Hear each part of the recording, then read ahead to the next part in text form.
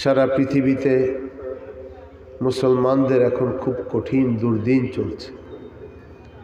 আপনারা ইউটিউবের মাধ্যমে, নেটের মাধ্যমে, পত্রপত্রিকার মাধ্যমে জেনেছেন যে ইহুদিরা ফিলিস্তিনিদের উপরে নির্মম অমানবিক নির্যাতন এবং জুলুম করতেছে। এই 4-5 দিন আগে জোহরের নামাজের সময় তারা একটা মসজিদের ভিতরে নামাজরত অবস্থায় তারা বোমা ফাটাইছে।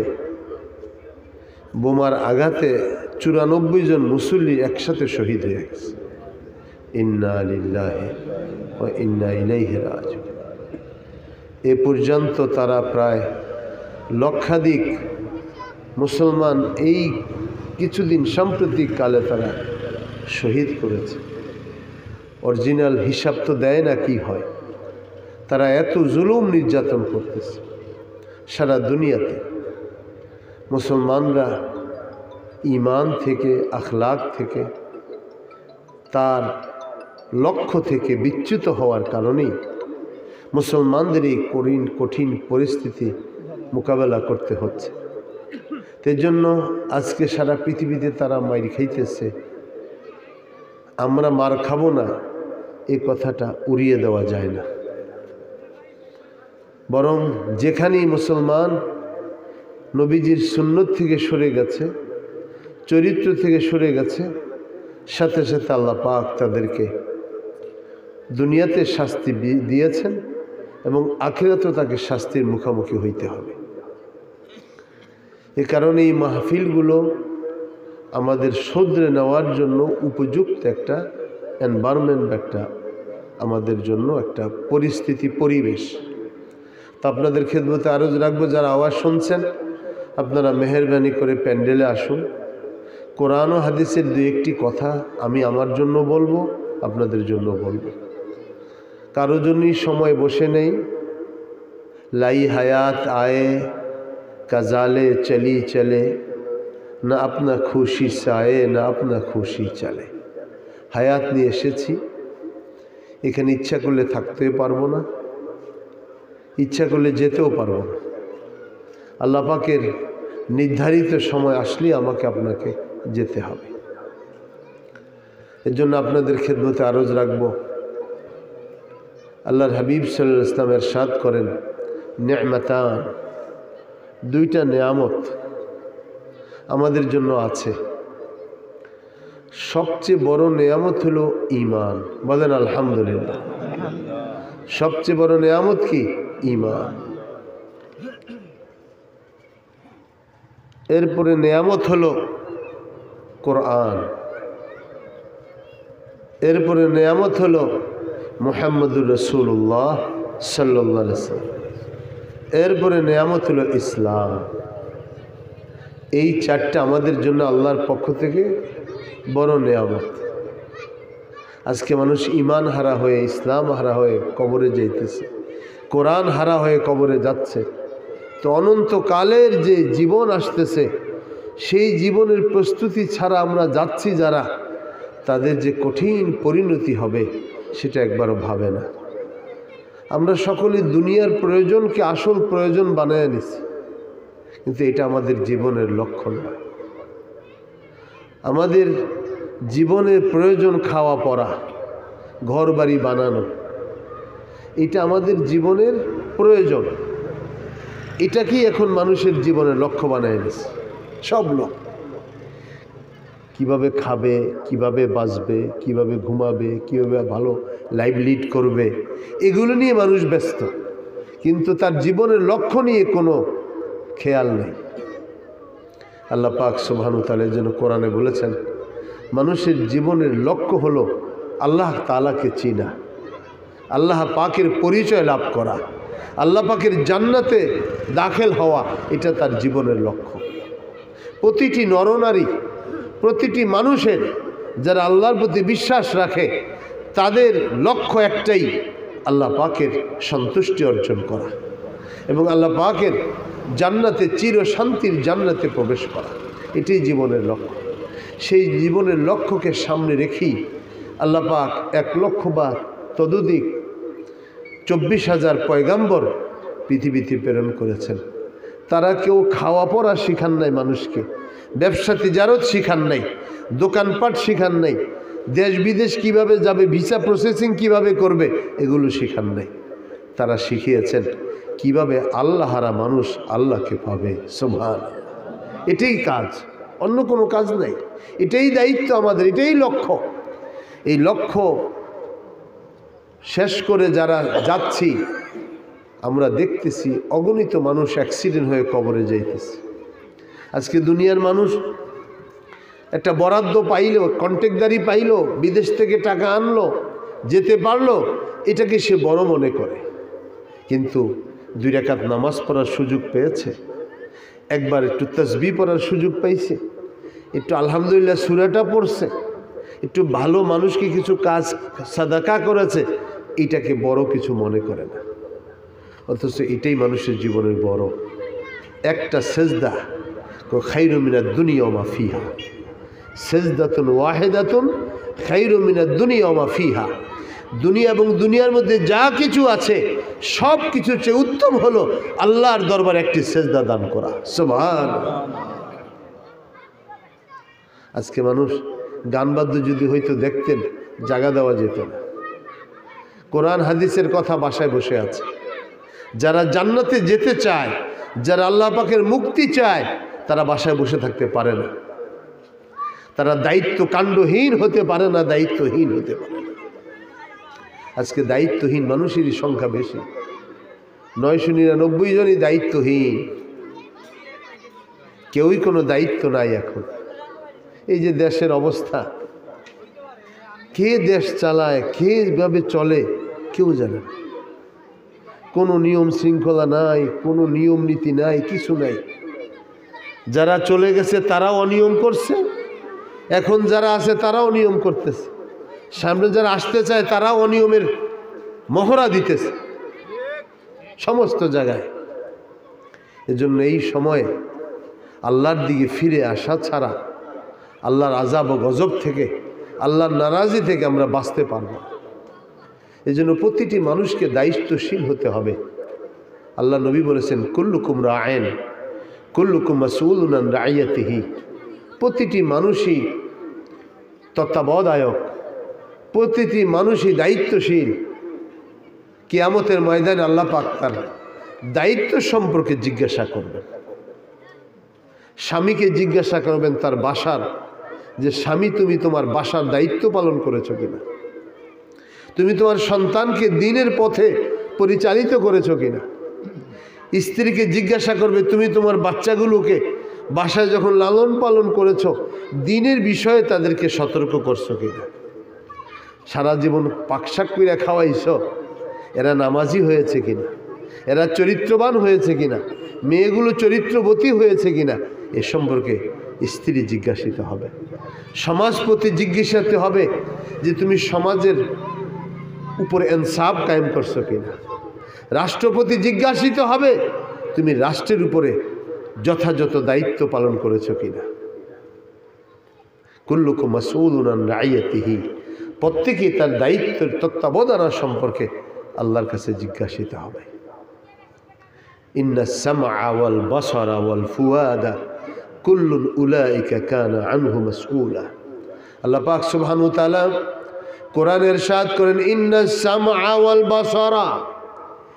এ দুনিয়ার আত্মবলা মানুষ শুনে রাখো, আল্লাহ পাক তোমাদেরকে সতর্ক করতেছেন, ইন্নাস সামআ ওয়াল বাসারা ওয়াল ফুয়াদা। তোমাদের শ্রবণ শক্তি, তোমাদের দৃষ্টি শক্তি, তোমাদের উপলব্ধি শক্তি, তোমাদের আকল, তোমাদের বুদ্ধি বিবেক, কুল্লুন উলাইকা কানা আনহু মাসউলা। সকলেই আল্লাহ পাকের কাছে জিজ্ঞাসিত হবে। সুবহানাল্লাহ, জোরে বলেন সুবহানাল্লাহ।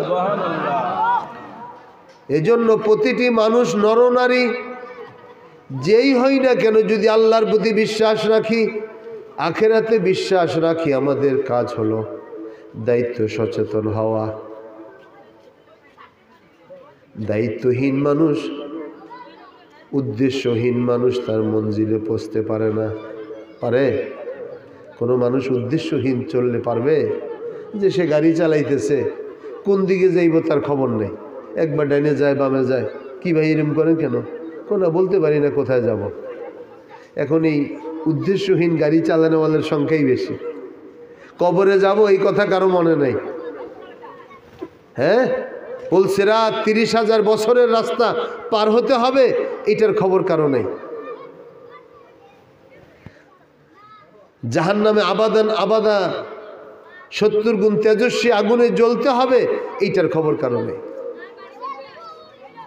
এখান থেকে বসে ইউরোপে কি হচ্ছে, আমেরিকায় কি হচ্ছে, লন্ডনে কি হইতেছে, সব বসে মোবাইলের মাধ্যমে খবর নেয়। কিন্তু আপনজন 3.5 হাত মাটির নিচে ঘরের পার্শ্বেই কবরস্থানে শুয়ে আছে, এখন পর্যন্ত কোনো খবর নিতে পারে নাই। ঠিক কিনা? এই জন্য এই অবস্থাটা শুধু তাদেরই হয়েছে না, আমাদেরও হবে। কি হবে কি হবে না? তাহলে দায়িত্বশীল হতে হবে। পশু গরু এটা দায়িত্বহীন, কারণ তার তো আর দায়িত্ব নাই। দেখবেন পশু যখন জবাই করেন কোরবানির সময়, মাঠের মধ্যে অন্যান্য পশু সব দাঁড়ায় রয়েছে, যেটারে শোয়াইছে সে তো জবা হইতেছে, অন্য পশু একটু তাকায় দেখা সে তার মতো ঘাস খাইতেছে। ঠিক নেই? কি জন্য? এ তো পশু, এর কাণ্ড জ্ঞান নাই, এই জন্য সে জবাই দেখিয়াও তার তো আর সে আকল নাই বুঝার, সে তার মতো করে ঘাস খাইতেছে। কিন্তু সে এই ধারণা করতেছে না যে এরপরই তো আমাকে ধরবে, আমাকে শোয়াবে।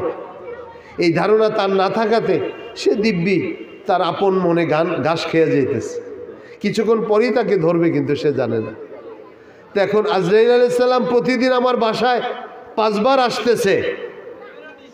আমার বাবা চলে গেছেন, মা চলে গেছেন, বড় ভাই চলে গেছেন, আশেপাশে মুরব্বীরা চলে গেছেন, আমি পশুর মতো একটু দেখা, যাক উনি মারা গেছে, ভালোই হয়েছে, উনি শুক্রবার দিন মারা গেছে, যাক নামাজের মধ্যে মারা গেছে, যাক বিছনার মধ্যে পইরা মরে না, এমনি একদিনই মারা গেছে, স্ট্রোক করছে, ভালোই হয়েছে, এগুলি বললা টল্লা নিজে যে কবরে যাইতে হবে এটার খবর নাই। এই জন্য আল্লাহ নবী মুহাম্মদুর রাসূলুল্লাহ সাল্লাল্লাহু আলাইহি ওয়াসাল্লাম ইরশাদ করেন, আল কাইয়িসু মান দানা নাফসাহু ওয়া আমিলা লিমা বা'দাল মাউত। মনে রাখবা, দুনিয়ায় যারা বুদ্ধিমান মনে করো, নিজেদেরকে অনেক কিছু ভাবো, তারা সব বোকা। বোকার স্বর্গে বসবাস করো, ক্ষমতা ক্রেয়া থাকো, বছর বছর থাকবা, মনে করছো কেউ ক্ষমতা নিতে পারবে না। ক্ষমতা নিতে আধা ঘন্টাও সময় লাগে নাই। ঠিক নেই? এই জন্য এগুলো শিক্ষা নাও, ইতিহাস থেকে শিক্ষা নাও, অতীত থেকে শিক্ষা নাও। ফেরাউন, হামান, কারুন, সাদ্দাত, দুনিয়া অনেক আসছে, তারা এখন ইতিহাসে আস্থা করে নিক্ষিপ্ত হয়েছে। এই জন্য আল্লাহ নবী বলেন, কাইয়েস, পৃথিবীতে সবচেয়ে বড় বুদ্ধিমান ওই ব্যক্তি মান্দানা নাফসাহু, যে নিজের সমালোচনা করে জীবন যাপন করে, মুহাসাবা করে জীবন যাপন করে, সে সবচেয়ে জ্ঞানী। সুবহানাল্লাহ, সবচেয়ে বড় সে জ্ঞানী।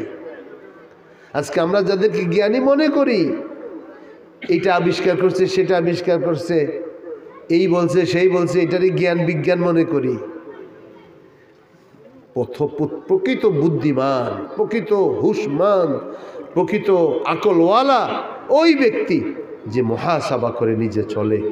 আজকে শোয়ার আগে চিন্তা করে আমি কয়টা অপরাধ করেছি, কয়টা জুলুম করেছি, কয়টা মানুষের সাথে অন্যায় মিথ্যা কথা বলেছি। আজকে সে তওবা করে, আল্লাহ আমি তোমার কাছে ফরিয়াদ করছি, আমি কালকে আর এইরকম অন্যায় কাজ করব না।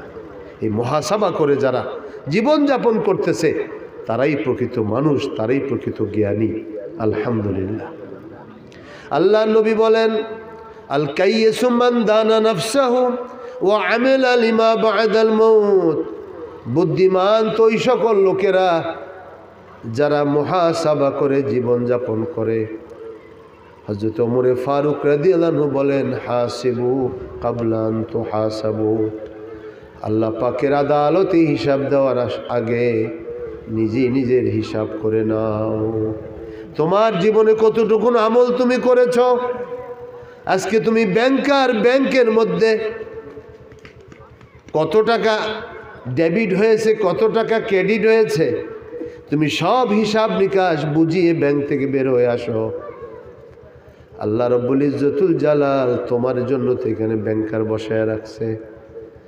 প্রতিদিন তোমার কি আর্ন হইতেছে, কি ব্যয় হইতেছে, কোনটা গুনাহ হইতেছে, কোনটা নেক হইতেছে, সব ফেরেশতারা লিপিবদ্ধ করে রাখতেছে। এজন্য আল্লাহ নবী বলেন, আল কাইয়্যিসু মান দানা নাফসা, ওই ব্যক্তি সবচেয়ে বড় বুদ্ধিমান যে মুহাসাবা করে জীবন যাপন করে। জিনু কাবলা আন্তু জানু, ওজনের পাল্লায় উঠার আগে মাওলার দরবারে নিজেকে ওজন করে নাও। তোমার আমলটা কেমন হইতেছে তুমি দেখো। যদি তুমি দুনিয়ায় আজকে অন্যায় করে থাকো, দুনিয়ার আদালতেও তুমি আসামি হইয়া যাও। হয় না? হয় না? কি কথা বুঝতেছেন তো? কথা যদি না গিলেন তাইলে তার ওয়াজ করে লাভ নেই। কথা বুঝতে হবে। দুনিয়ার আদালতে আজকে 14 জনকে উঠাইছে না উঠায় নাই?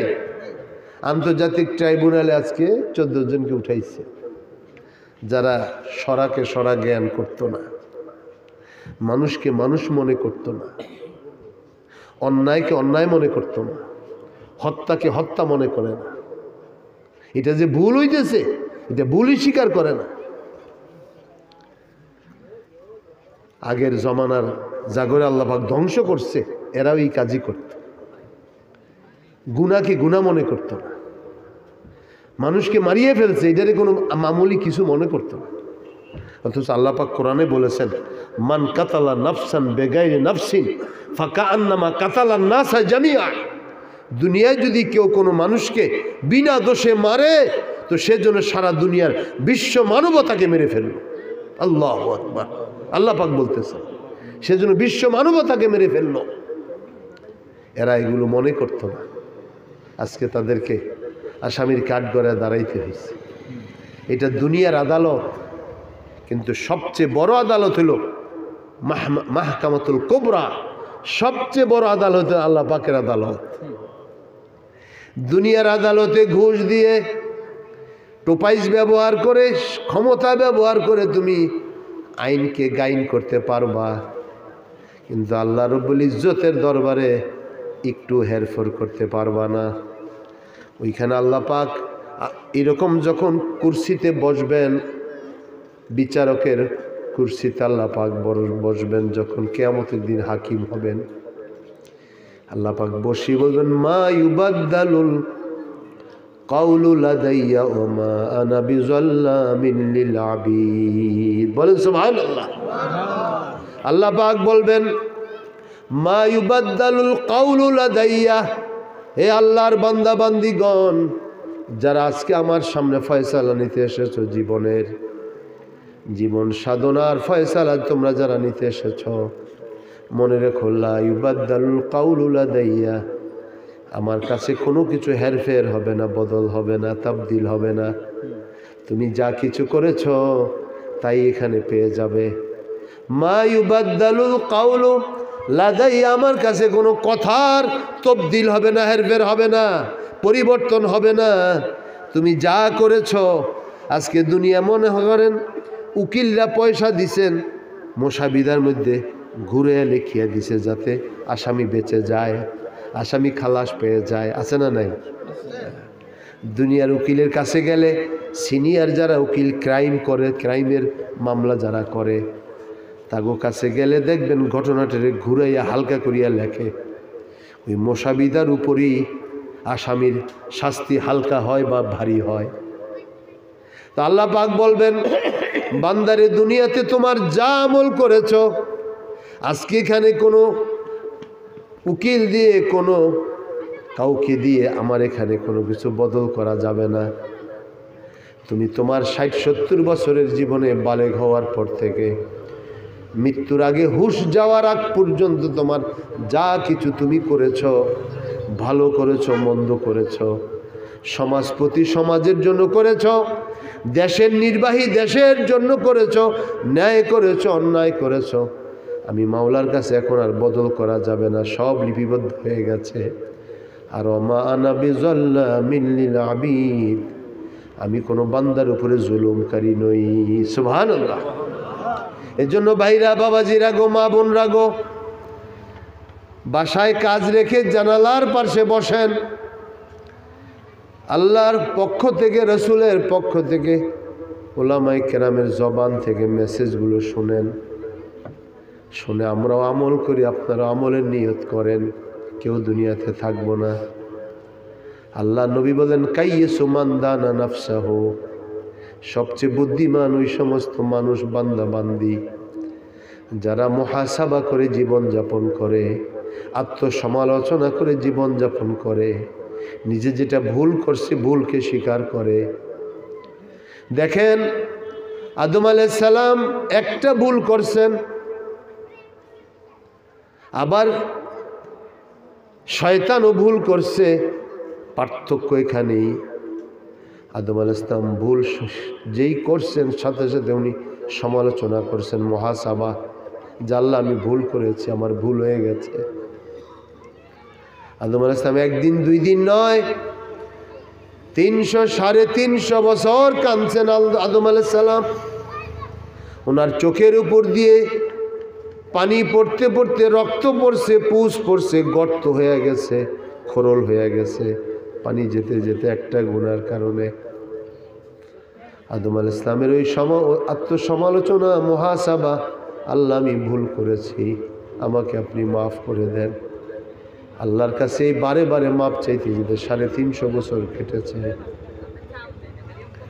আল্লাহ পাক বলেন, ফাতালাক্কা আদম রাব্বুহু ফাতাবা আলাইহি। আদম আলাইহিস সালামকে আল্লাহ পাক 300-350 বছর কান্নার পরে একটা কালেমা শিখাইয়া দিলেন, রব্বানা যালামনা আনফুসানা ওয়া ইল্লাম তাগফির লানা ওয়া তারহামনা লানাকুনান্না মিনাল খাসিরিন। হে আমাদের রব, আমার নফসের উপর আমি জুলুম করেছি, সমালোচনা করেছি, মুহাসাবা, আত্মসমালোচনা। আল্লাহ, আমি আমার নফসের উপরে জুলুম করেছি। ওয়া ইল্লাম তাগফির লানা, আপনি যদি আমাকে ক্ষমা না করেন, ওয়া তারহামনা, আমাকে যদি দয়া না করেন, লানাকুনান্না মিনাল খাসিরিন, অবশ্যই অবশ্যই আমরা ক্ষতিগ্রস্তের অন্তর্ভুক্ত হব। এই দোয়া যখন আদম আলাইহিস সালাম আল্লাহর দরবারে করলেন, আর আদম আলাইহিস সালাম আল্লাহর হাবিব সাল্লাল্লাহু আলাইহি ওয়াসাল্লাম উসিলা দিলেন যে আল্লাহ পাক, যখন আমি বেহেশতের মধ্যে ছিলাম, আরশে আজিমের নিচে একটা নাম দেখেছি আপনার নামের সাথে, লা ইলাহা ইল্লাল্লাহু মুহাম্মাদুর রাসূলুল্লাহ সাল্লাল্লাহু আলাইহি ওয়াসাল্লাম। ওই নাম দেখার পরে আমার বিশ্বাস হয়েছে নিশ্চয়ই মুহাম্মদ সাল্লাল্লাহু আলাইহি ওয়াসাল্লাম আপনার প্রিয়তম হবে। আপনি তার উসিলায় আমি আদমকে আপনি ক্ষমা করে দেন। আল্লাহ পাক সাথে সাথে ডাক দিলেন, আদম, তুমি 300-350 বছর কেঁদেছ, তুমি অনুশোচনা প্রকাশ করেছ, অনুতপ্ত হয়েছ। আমার প্রিয়তম হাবিব মুহাম্মদুর রাসূলুল্লাহ সাল্লাল্লাহু আলাইহি ওয়াসাল্লামের উসিলা দিয়ে তুমি দোয়া চেয়েছ আমার কাছে। আমি আল্লাহ পাক রহম দিন, আমি তোমাকে মাফ করে দিলাম। সুবহানাল্লাহ। আদম আলাইহিস সালাম অনুশোচনা প্রকাশ করার কারণে, অনুতপ্ত হওয়ার কারণে, আত্মসমালোচনা করার কারণে আল্লাহ তেনাকে মাফ করে দিয়েছেন।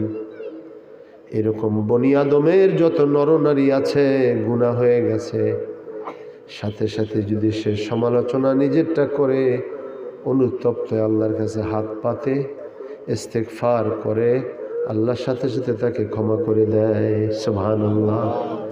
এজন্য আমার ভাইরা, বাবাজিরা গো, মা বোনরা গো, সকলের কাছে আরজ রাখতে চাই, শয়তানকে যখন বলল আল্লাহ পাক, শয়তান রে, তুমি আদমকে সেজদা কেন করলে না? আদম নিজের অহংকার তো দেখায় নাই, তুমি কেন করলে না? যে আমি আগুন দ্বারা তৈরি, আগুন উপরের দিকে উঠে, এটা নিচের দিকে মাটিকে সেজদা করতে পারে না। খালাকতানি মিন নারিন ওয়া খালাকতাহু মিন তিন, আমাকে আপনি সৃষ্টি করেছেন আগুন থেকে, আদমকে সৃষ্টি করেছেন মাটি থেকে, সুতরাং আগুন মাটিকে সেজদা করতে পারে না। কেয়াস করছে, বুদ্ধি খাটাইছে, অনুশোচনা প্রকাশ করে নাই, আল্লাহর সাথে সাথে তাকে রাজিম বানায় দিয়েছে, অভিশপ্ত। ঠিক নেই? এখান থেকে শিক্ষা আমাদের জন্য, আত্মসমালোচনা করে জীবন যাপন করো, মাপ পেয়ে যাবে। আর পতিত সরকারদের মতো যদি আত্মসমালোচনা না থাকে, অহংকার দেখাও, সব কিছু আমি সব কিছু করব, দেখায় দেব, না। আল্লাহ পাকের ধরা সবচেয়ে বড় ধরা, দুনিয়াতেও আখিরাতেও। জের কোথায় কেউ জানে না, জের কোথায় কেউ জানে না। এই জন্য আল্লাহ নবী বলেন, আল কাইয়িসু মান দানা নাফসাহু ওয়া আমিলা লিমা বাদাল মাউত। সবচেয়ে বুদ্ধিমান নরনারী ইমানদার ওই সমস্ত মুসলমান নরনারী যারা আত্মসমালোচনা করে জীবন যাপন করে, ভুলগুলো শুধরিয়ে নেয়। আর আল্লাহ নবী বলেন, আমেলা লিমা বাদাল মাউত, মৃত্যু পরবর্তী জীবনের জন্য যারা প্রস্তুতি নেয় তারাই হলো বুদ্ধিমান। সুবহানাল্লাহ, তারাই বুদ্ধিমান। বুদ্ধিমানদেরকে দেখা যায় আপনার সহজ সরল, ঠিক নেই? সমাজে যেগুলো প্রতারক, ধূর্ত, ধোঁকাবাজ, এরা জাহান্নামী। আল্লাহ নবী বলেছেন, আহলুল জান্নাতে দুলহুন বুলহুন, জান্নাতিরা হবে সহজ সরল। জান্নাতি লোক হবে কি? সহজ সরল। ওদের মধ্যে কোনো প্যাচগোজ থাকবে না, ভিতরে স্বচ্ছতা থাকবে। আর যেগুলি গরল, ধূর্ত, ধোঁকাবাজ, অহংকারী, বদমেজাজি, এগুলি সব জাহান্নামী। এই জন্য আল্লাহ নবী বলেন, আহলুল জান্নাতে দুলহুন বুলহুন, জান্নাতি মানুষ সহজ সরল হবে। জান্নাতি মানুষের ভিতরে কোনো প্যাচ থাকবে না। জান্নাতি মানুষ কখনো আরেকজনের জমি রেকর্ড করে নিজের নামে নিবে না। জান্নাতি মানুষ কখনো অন্যায়ভাবে মানুষের বিরুদ্ধে মামলা ঠুকবে না। জান্নাতি মানুষ কখনো কারো আইল ঠেল্লা নিজের মধ্যে নিবে না। জান্নাতি মানুষ কখনো আরেকজনের ক্ষেতের মরিচ ছিঁড়িয়া নিবে না। জান্নাতি মানুষ কখনো অন্যের ফসল ঘরে উঠাবে না, জমি দখলের মধ্যে যাবে না, টেটা বর্ষা লইয়া ঝগড়ার মধ্যে যাবে না। কি কথা বুঝে আসছে? জান্নাতি মানুষের দিল নরম, কারো কষ্ট দেখলে দৌড়ে ঝাঁপায়া পড়ে। হযরত ওমরে ফারুক রাদিয়াল্লাহু আনহু এত বড় সাহসী যোদ্ধা ছিলেন, ইসলামের মহান শাসক। ইসলামের ভিতরে আসার পরে নরম দিল হয়ে গেছেন। কোনো প্রজার কষ্ট হয়েছে, কোনো সাহাবীর বাড়িতে খানা নাই, শুনছে, বাইতুল মাল থেকে নিজে পিঠে বোঝা বহন করে খাদ্য তার বাড়িতে পৌঁছে দিছে। সুবহানাল্লাহ। এজন্য মানুষ যখন ইসলামের মূল ধারায় চলে আসে, মূল থিম বুঝতে পারে, হাকিকত বুঝতে পারে, তখন ওই মানুষ দ্বারা অন্যায় হয় না। এজন্য নবীজি বলেন, আমেল আলিমা বাদাল মাউত, মৃত্যু পরবর্তী জীবনের জন্য যারা প্রস্তুতি নিতেছো তোমরাই সফল কাম, তোমরাই বুদ্ধিমান। আর যারা আখেরাতের প্রস্তুতি নাই, কোত্থেকে পয়সা আনলো, কোত্থেকে খাইলো, কোত্থেকে মাইরে আনছে, খবর নাই, খালি গ্রহণ করলো আর খাইলো, যা ইচ্ছা তাই করলো, কয় না, এরা কখনো বুদ্ধিমান নয়।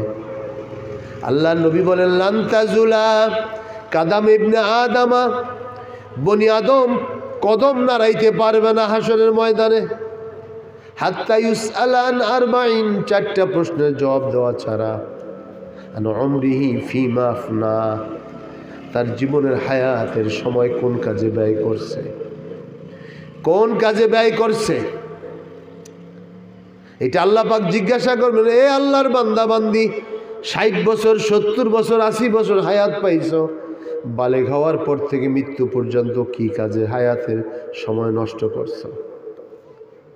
হযরত আলী কাররামাল্লাহু ওয়াজহু কুফার মসজিদে দাঁড়িয়ে চোখের পানি ছেড়ে দাড়ি ভিজিয়ে ভিজিয়ে বলতে চায়, রে আমি তো 60 বছর হয়ে গেছে, 15 বছর চলে গেছে নাবালকিতে, 15 বছর চলে গেছে ঘুমের মধ্যে।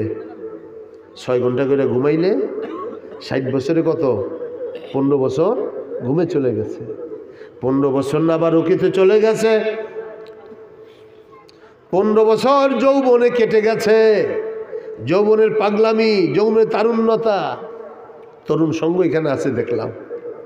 তারুণ্যদের তো হুঁশ নাই, নাচ গান, ফুটবল টিম, ক্রিকেট টিম, এইটা টিম সেইটা টিম, নৌকা বাইচ কি, তারপরে ঘোরা, কোথায় সাজে গেছে কোথায় কুজে গেছে, সব সেখানে তারা, ঠিক নেই? তরুণদের হুঁশ নাই, বেহুশ। তো 15 বছর চলে গেছে তারুণ্যের মধ্যে, যৌবনে কেটে গেছে। 10 বছর গেছে মিনিমাম অর্থ কামানির পিছনে। যারা লন্ডনে যায় তারা 10 বছরে পারে না, আরো টাইম লাগে, ঠিক নেই? শুধুমাত্র এখানে আইসা ফুলসাইনের কোনার মধ্যে একটু দোতলা বাড়ি করার জন্য 30 বছর লন্ডনের ওয়েটার হিসাবে কাজ করছে,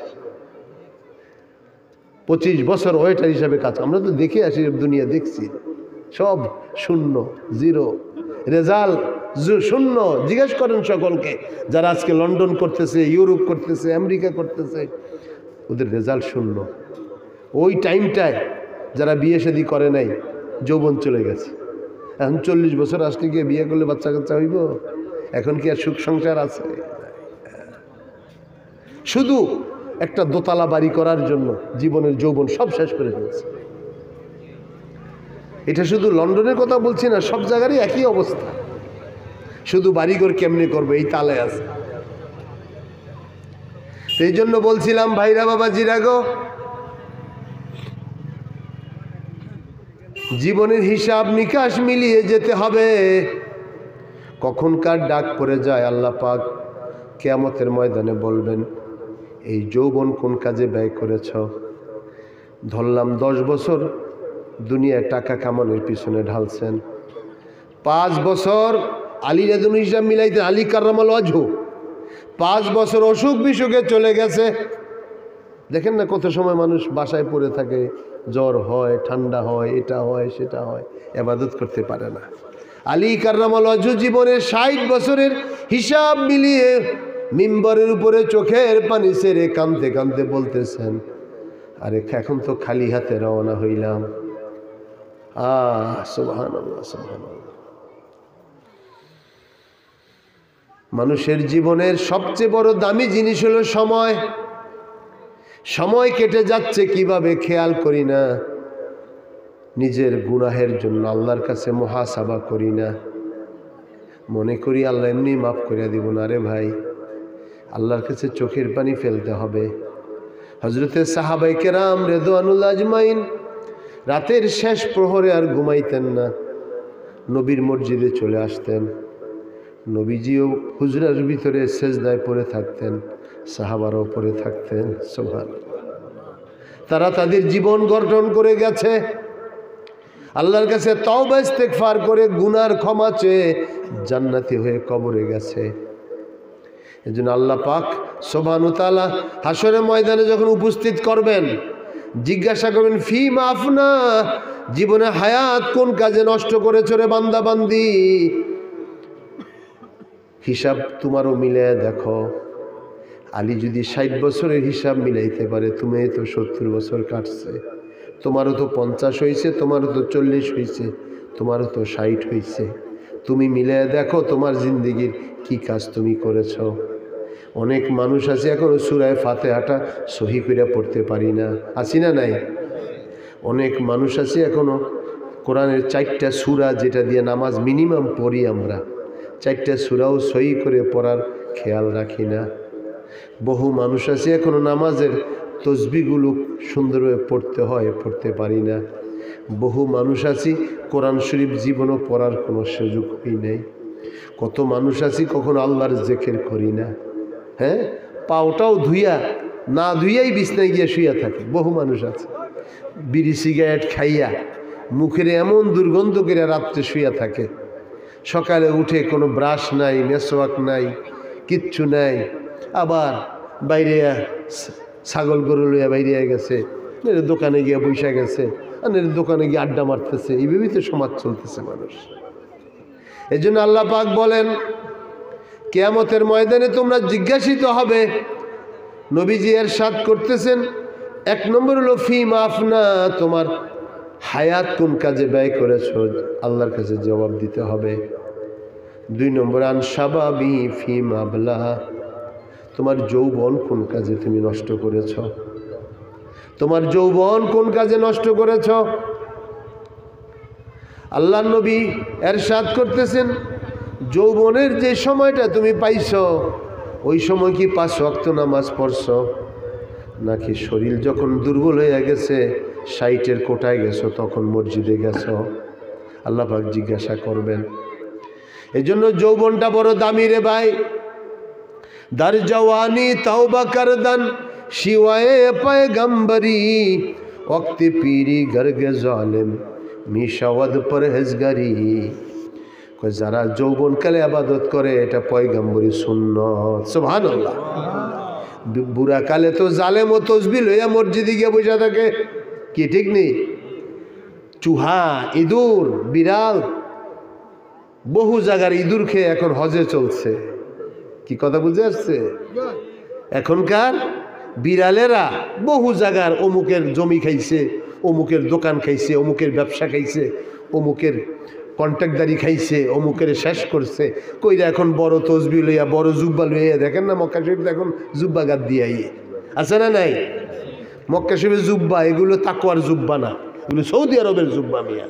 এই সমস্ত জুব্বা যারা গায়ে দেয় এখানে সঠিক মুসলমান না এরা। ওই জামা গায়ে দিবেন যেটা আপনার আপন পীর মুর্শিদ গায়ে দিছে, আপন দেশের অলি বুজুর্গরা গায়ে দিছে, এটা অরিজিনাল জামা।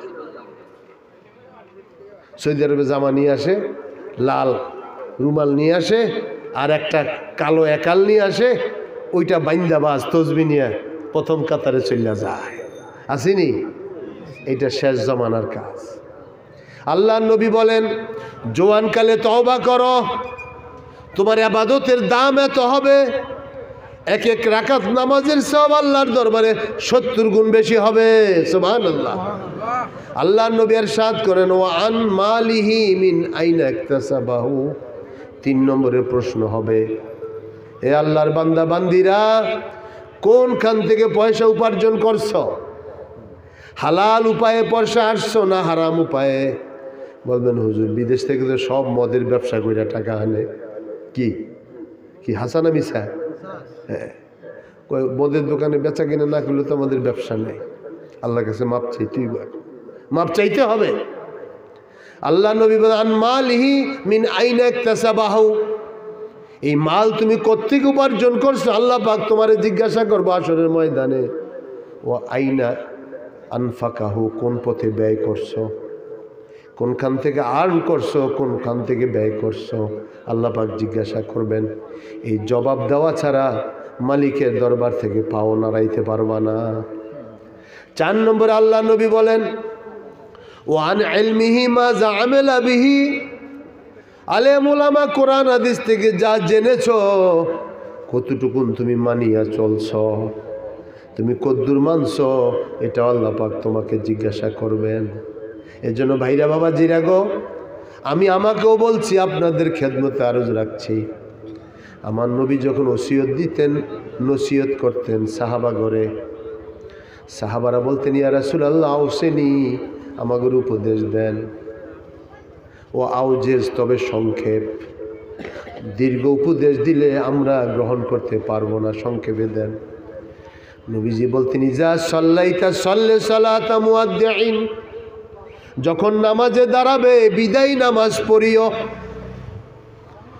ঢাকাতে আমরা এই যে গাউসুল আজম মসজিদে জুমা পড়ার পাশে একটা মসজিদ, আরজতপাড়া জামে মসজিদ, গত 2 সপ্তাহ আগে ইমাম জুমার নামাজ পড়াইছেন। আবার পরের দিন শনিবার জোহরের সময়ের ইমামের জানাজা আসছে। আল্লাহ, ইমামের জানাজা পরের দিন জোহরের সময় মসজিদে আসছে। আগের দিন উনি জুমার নামাজ পড়াইছে, পরের দিন আমার ছোট ভাই বনানী ডিউচেস মসজিদের খতিব, ওনার মসজিদের ইমাম, এশার নামাজ শরীর খারাপ লাগতেছে, মাগরিবের নামাজ নিজে পড়াইছে, এশার নামাজ আপনার পড়াইতে পারতেছে, শরীর খারাপ লাগতেছে, ঘামতেছে, পার্শ্বে বসে নামাজ পড়ছে। 11টার সময় দুনিয়ার থেকে বিদায় হয়ে গেছে। ফজরের সময় তার জানাজা হইয়া মাদারীপুরে তার কবর তার বাড়িতে নিয়ে গেছে। এই জন্য ভাইরা, আজকে এলোমেলো কথা বলে লাভ নাই। আজকে সকলে মনে করে যে হুজুরের কাছে, হুজুরের থেকে প্রধান অতিথি, সব রংডং শুনবো না, এই সমস্ত কথা বলার এখন বেন নেই। মিছিল উঠামো, এই করবো সেই করবো, এগুলি কিছু না, এগুলি বাজে কথা। যারা এগুলি বাড়াবাড়ি করছে তারা এখন সব ইন্দুরের গাথায় লুকাইছে, ঠিক নেই? ওয়াজও বহুত বাড়াবাড়ি করার কাজ করছে, বাড়াবাড়ি করার কারণে তারা এখন পলায়ে গেছে, এখন ওয়াজ করতে পারে না। এজন্য আমি কখনো কাউকে কটাক্ষ করে কথা বলি না, বলবো না। কারণ আমি যে কথা বলবো, এরা যেমন রেকর্ড করছে, আমার ফেরেশতারা আমার জন্য কি করতেছে? রেকর্ড করতেছে। সুতরাং আজে বাজে কথা বলে লাভ নেই। এখন আপনাদের পছন্দ হোক আর না হোক, একজনের পছন্দ হইলেই হলো। তিনি কে? জোরে বলেন কে? আপনিও যদি এখানে বসেন আল্লাহকে রাজি খুশি করার জন্য, আর আমিও যদি কথা বলি আল্লাহকে খুশি করার জন্য, তো উভয়কে আল্লাহ মাফ করে দিবেন। বলেন আমিন। এই জন্য হাজিরিন, আল্লাহর হাবিব সাল্লাল্লাহু আলাইহি সাল্লাম বলেন, আল কাইয়িসু মান দানা নাফসাহু ওয়া আমিলা লিমা বাদাল মাউত। বুদ্ধিমান তো তারাই যারা মুহাসাবা করে, জীবনযাপন করে, আর মৃত্যু পরবর্তী জীবনের প্রস্তুতি গ্রহণ করে। আসেন, আমি একটা হাদিস বয়ান করেছি এবং একখানা কোরআনের আয়াত তেলাওয়াত করেছি, একটু আলোচনা করি, ইনশাল্লাহ বিদায় হব। আপনারও সময় কম, আমারও সময় কম। আমি আবার জীবনে এখানে আসতে পারবো কিনা আমার জানা নাই। এই প্রথম ফুল শাইনে আসছি, এটা আমার জীবনের জন্য শেষ হতে পারে। गनीमत जान ले इस महफिल बैठने को, जुदाई के घड़ी सर पे खड़ी है। প্রতিটি মুহূর্তকে মূল্যায়ন করো, গনিমত মনে করো, কারণ বিচ্ছেদের ঘড়ি তোমার মাথার উপরে বাজতেছে।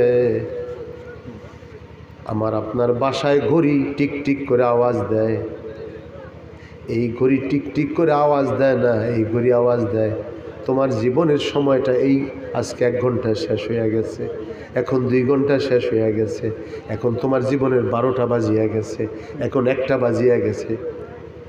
গাফেল তুঝে গারিয়াল দিতা है मुनादी, गाफिल तुझे गरियाल दीता है मुनादी, गर्दून घड़ी उम्र की एक और घटा दी, गर्दून घड़ी उम्र की एक और घटा दी।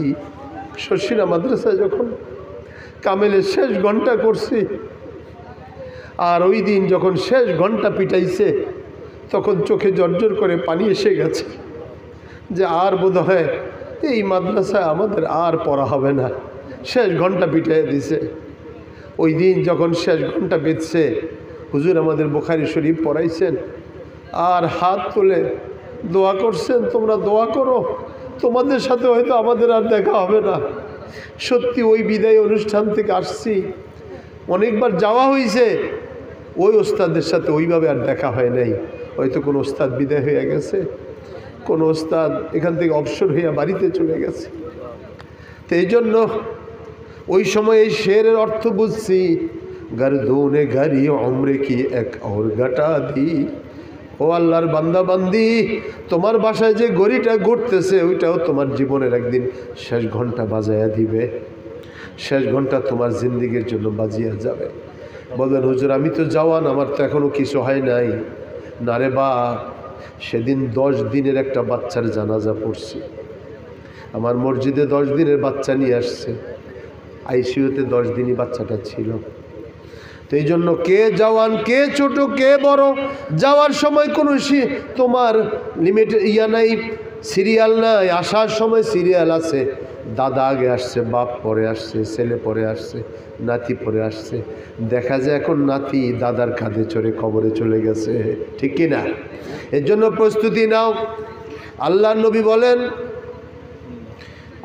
হাদিসের মধ্যে বয়ান করেন, নেয়ামাতানে, দুইটা নেয়ামত আল্লাহ পাক তোমাদেরকে দিয়েছেন। প্রথম নেয়ামত তো ইমানের কথা বলছি। ইমান হারা হয়ে যেন কবরে না যাই, মুশরিক হয়ে যেন কবরে না যায়, আপনার কবরে না যাই, মুশরিক হয়ে যেন কবরে না যাই রে ভাই, গুনাহগার মুজরিম হয়ে যেন কবরে না যাই। সেটার সামনে জিন্দিগি বড় কঠিন জিন্দিগি।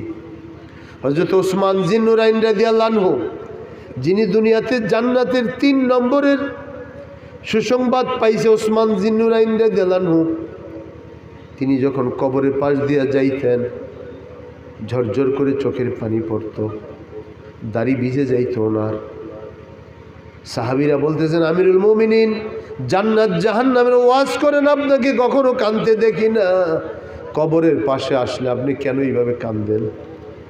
তখন হযরত ওসমান রাদিয়াল্লাহু আনহু বললেন, সামি'তু রাসূলুল্লাহ সাল্লাল্লাহু আলাইহি ওয়াসাল্লাম ইয়াকুল,